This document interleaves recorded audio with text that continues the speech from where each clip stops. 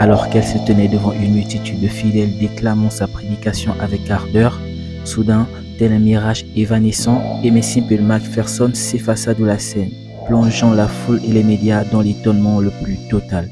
Cette disparition aussi inexpliquée que spectaculaire marqua l'acte inaugural d'une histoire fascinante, tissée de fois inébranlable, de scandales enchevêtrés et d'énigmes qui demeurent à ce jour irrésolues. Salut à tous et bienvenue sur HMC, la chaîne où nous vous racontons les histoires des martyrs chrétiens, ces hommes et femmes qui ont marqué leur temps et qui jusqu'aujourd'hui continuent à inspirer nos vies. L'histoire d'aujourd'hui est celle de Aimé Simple McPherson et nous pouvons vous garantir qu'au sortir de cette histoire, votre vie ne sera plus jamais la même. Vous êtes de plus en plus nombreux à nous suivre sur cette chaîne et nous vous sommes énormément reconnaissants. Que Dieu vous bénisse. Merci également à ceux qui prennent la peine de liker nos vidéos et qui les suivent jusqu'à la fin.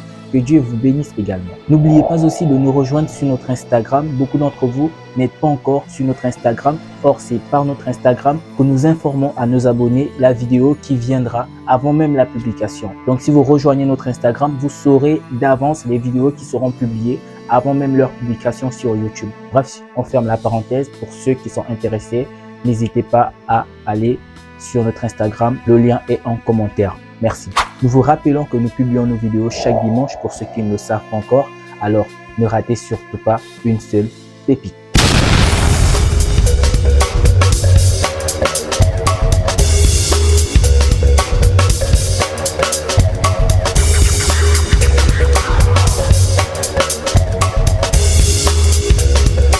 Comme vous le savez déjà dans nos vidéos, avant de rentrer en profondeur sur l'histoire de notre personnage, nous allons d'abord vous présenter le contexte dans lequel le personnage a vécu, notamment Aimé McPherson.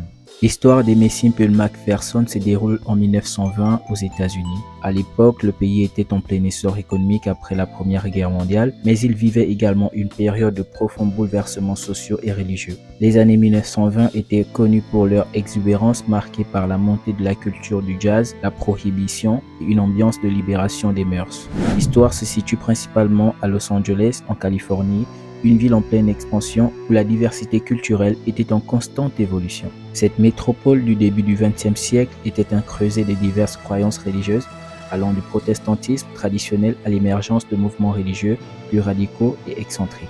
C'est dans ce contexte dynamique et parfois turbulent que s'inscrit l'histoire d'Aimé Simple McPherson. Aimé Simple McPherson, c'est la deuxième femme à qui nous avons l'occasion de raconter l'histoire sur notre chaîne. Nous avons d'abord parlé de Kathryn Kuhlman. Si vous n'avez pas encore suivi son histoire, n'hésitez pas à aller la regarder. Elle va énormément vous enseigner, vous fortifier et vous encourager. Mais contrairement à Kathryn Kuhlman, Aimé McPherson est une femme qui a été énormément controversée en son temps. Je sais que beaucoup de ceux qui nous suivent ici ne croient pas au ministère de la femme, donc forcément, beaucoup de personnes ne seront forcément pas d'accord. Mais ici, sur cette chaîne, nous ne sommes pas ici pour juger qui est digne de servir Dieu ou pas. Ici, nous nous servons tout simplement des histoires des personnes qui ont servi Dieu avant nous. Qu'ils aient bien commencé et mal terminé ou mal commencé ou bien terminé, là n'est pas le plus important pour nous. Le plus important pour nous, c'est de savoir ce qu'on peut tirer de leur vie, les leçons qu'on peut tirer de leur vie. C'est le plus important sur cette chaîne pour encourager et fortifier la foi de tout un chacun. C'était très important pour moi de souligner ce point parce que beaucoup de personnes en commentaire viennent et jugent des personnes sans forcément savoir le fond, sans forcément savoir si Dieu est derrière ou Dieu n'est pas derrière. Aucun d'entre nous n'est en mesure de dire que telle personne ne mérite pas Dieu et que c'est telle personne qui mérite Dieu. Donc nous devons essayer de comprendre cela. Je ferme la parenthèse. Alors Aimé McPherson, comme je le disais, est une femme qui va être énormément controversée en son temps, parce qu'elle va faire des choses qui en son temps n'étaient pas assez commodes, que ce soit sur le plan spirituel, que ce soit sur le plan humain, dans la vie de tous les jours. Et vous allez le découvrir dans cette vidéo. Aimé Simple McPherson a vu le jour le 9 octobre 1890 à Ingersoll, en Ontario, au Canada.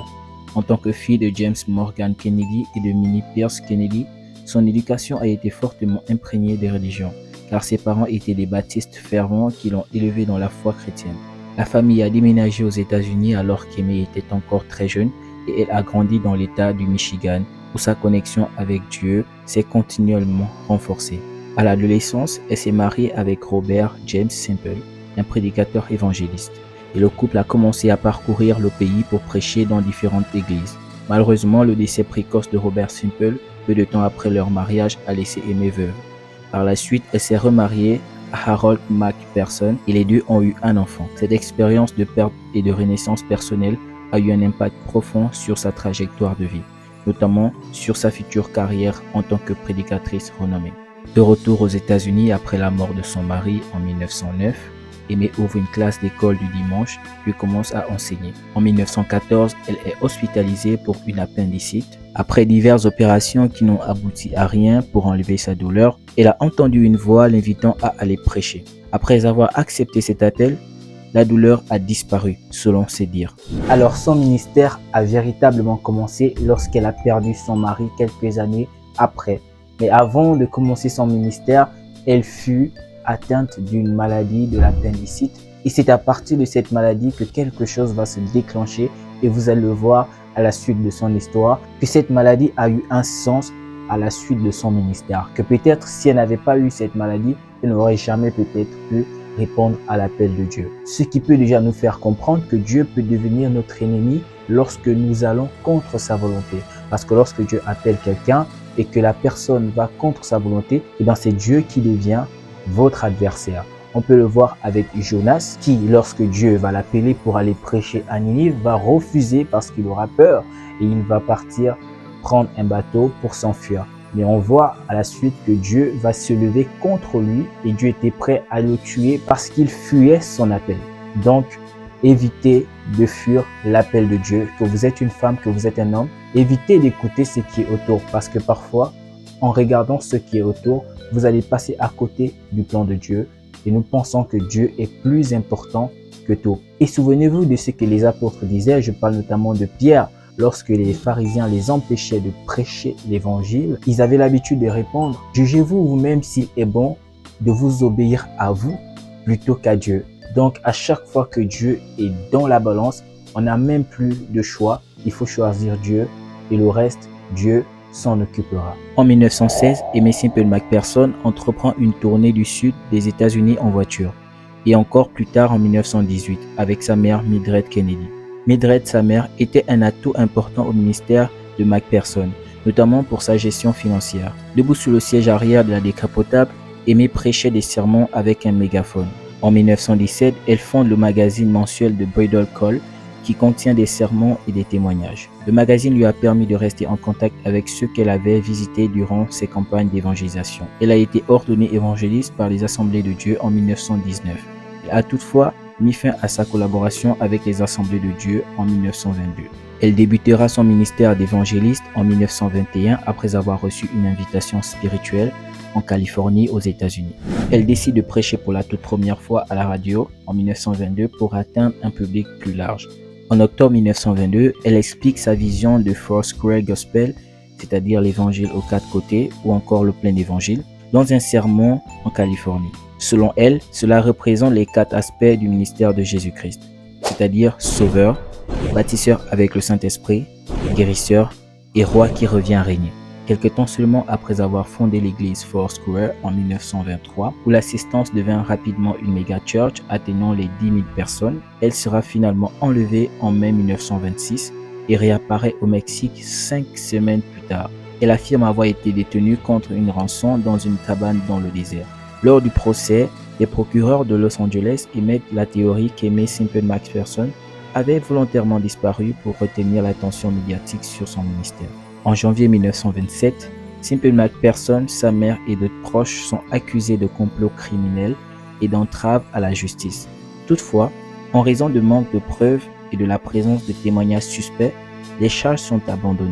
Comme je vous le disais au début de la vidéo, sa vie était remplie de controverses. On l'accusait souvent des choses, parfois même que les gens ne pouvaient pas justifier. Et jusqu'aujourd'hui, on ne saura jamais si ces choses sont vraies ou si ces choses sont fausses.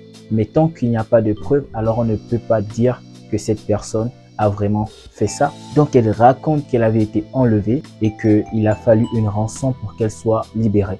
Mais beaucoup de personnes ont refusé de croire en cela. Ils se sont dit non, elle a juste fait ça par exprès parce qu'elle voulait avoir de l'attention sur elle. Voilà, pour que les gens parlent d'elle en quelque sorte. Pour moi, je ne trouve pas un intérêt à une personne de foi de faire une telle chose juste pour le plaisir, juste pour de l'attention. Bref, on ne saura jamais si elle a vraiment fait ça ou si elle disait vraiment la vérité qu'elle avait été kidnappée. En 1927, elle ouvre une banque alimentaire et une soupe populaire près de l'église distribuant de la nourriture, des vêtements et des couvertures.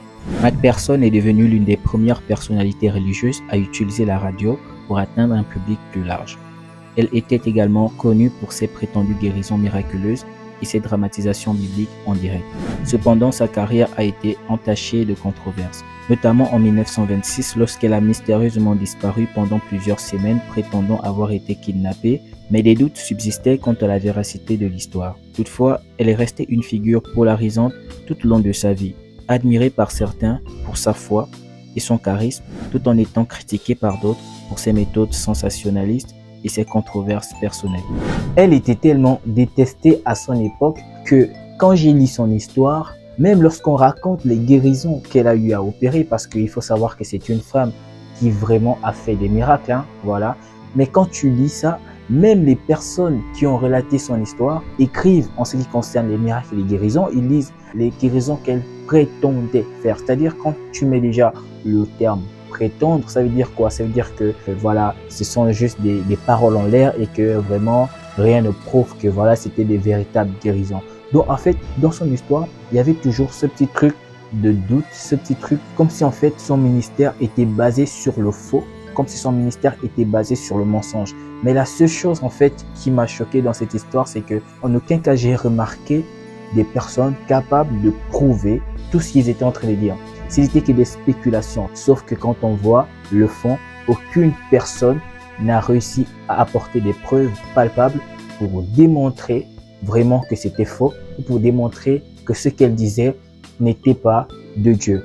Donc, c'est pourquoi moi, je prends un peu de distance sur ce qu'on dit, mais je n'en disconviens pas qu'il y a des faux et qu'il faut bien évidemment être vigilant.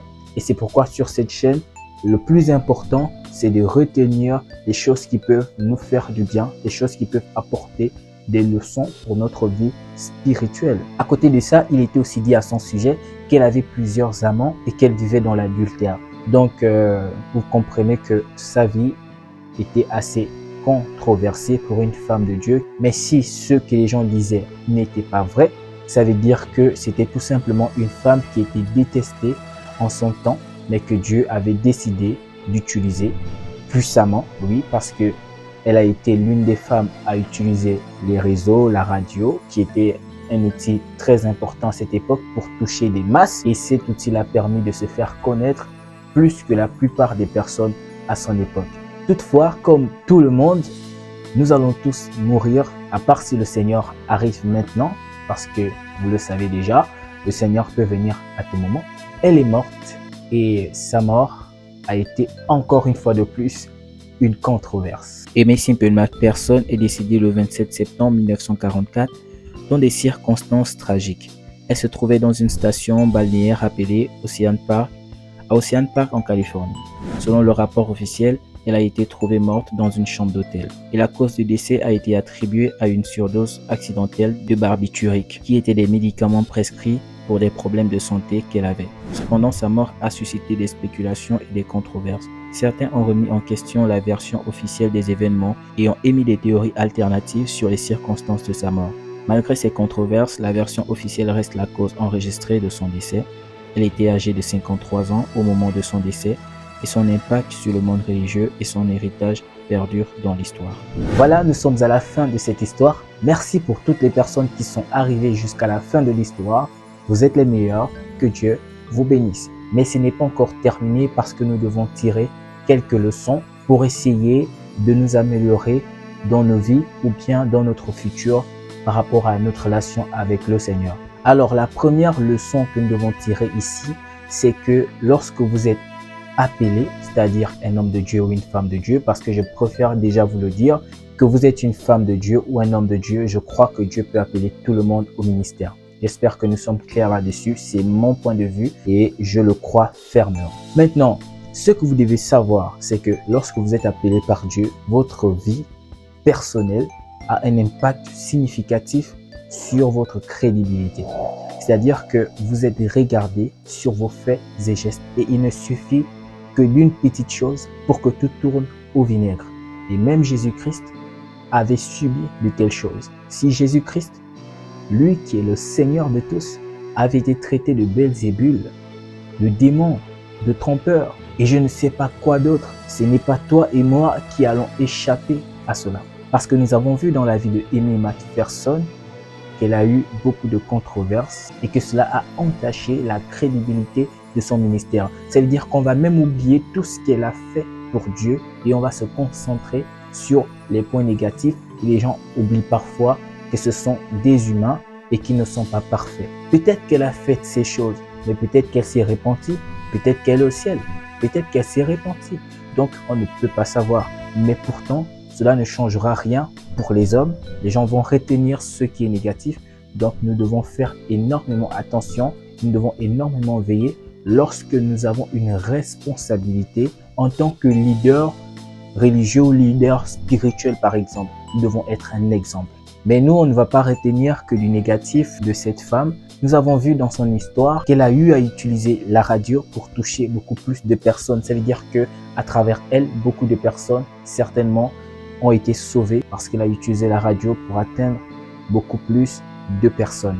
Donc pour ça, c'est une leçon que nous devons considérer et prendre un exemple, c'est-à-dire utiliser tous les moyens possibles pour pouvoir toucher des personnes et pour amener des personnes à Dieu.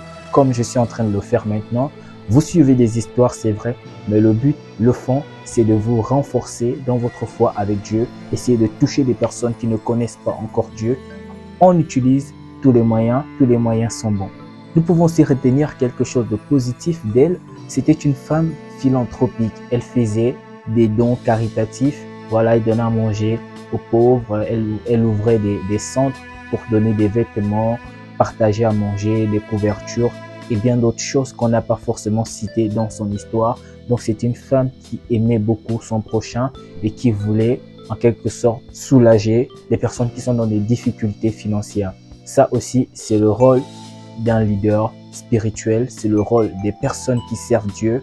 L'argent que Dieu vous donne, c'est pour les autres, c'est pour aider les autres et non pour vous-même. Donc j'espère que ces leçons pourront vraiment nous aider dans la suite de notre marche. Maintenant, si vous êtes resté jusqu'à la fin de cette vidéo, nous allons écrire en commentaire. Vous savez comment on le fait déjà, c'est le signe pour voir ceux qui arrivent jusqu'à la fin de la vidéo. Nous allons écrire en commentaire « Femme controversée ». Si vous écrivez « Femme controversée », alors je saurai que vous êtes arrivé jusqu'à la fin de la vidéo. Nous vous remercions une fois de plus pour votre implication sur cette chaîne. Passez une excellente semaine et surtout, n'oubliez pas, les hommes sont forts, mais Dieu est bien plus fort.